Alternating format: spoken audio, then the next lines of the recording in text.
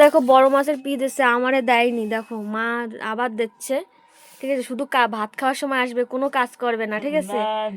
শুধু কাজ করার কথা বললেই বলে কি কালকে, কাল কাল, ওর কালে ধরে গেছে। আর দেখো আমাদের বাড়িতে এখানে ডাটা দিয়ে, সিম দিয়ে, আলু দিয়ে, বেগুন দিয়ে একটা পাঁচমিশালি সবজি মাছ দিয়েই হয়েছে। আর এদিকে আমি আগের দিন আসার সময় কচুর লতি নিয়ে এসেছিলাম সিংরানি বাজার থেকে, দিয়ে কি বলে এটা ওমা এটা কি মাছ যেন, জিয়েল মাছ না, জিয়েল মাছ। তারপরে বাবারে এই যে কি বলে ল্যাঠা মাছ। অ্যাকচুয়ালি ল্যাঠা মাছ আমি বুঝতে শিখে কোনো দিন খাইনি, ঠিক আছে?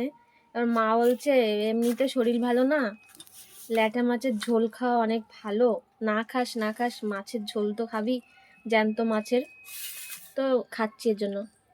মাছ আমি খাবো না, ওই তরকারি, ওর জন্য।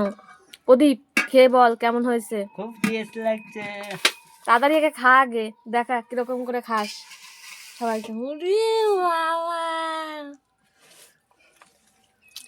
আমার মা এখানে খেতে বসে গেছে, আর এই যে আমরাও বসেছি। আজকে রান্নাঘরে অনেকটাই বেলা হয়ে গেছে, রোদ্রে বাইরে, এর জন্য বাইরে আর খাচ্ছি না।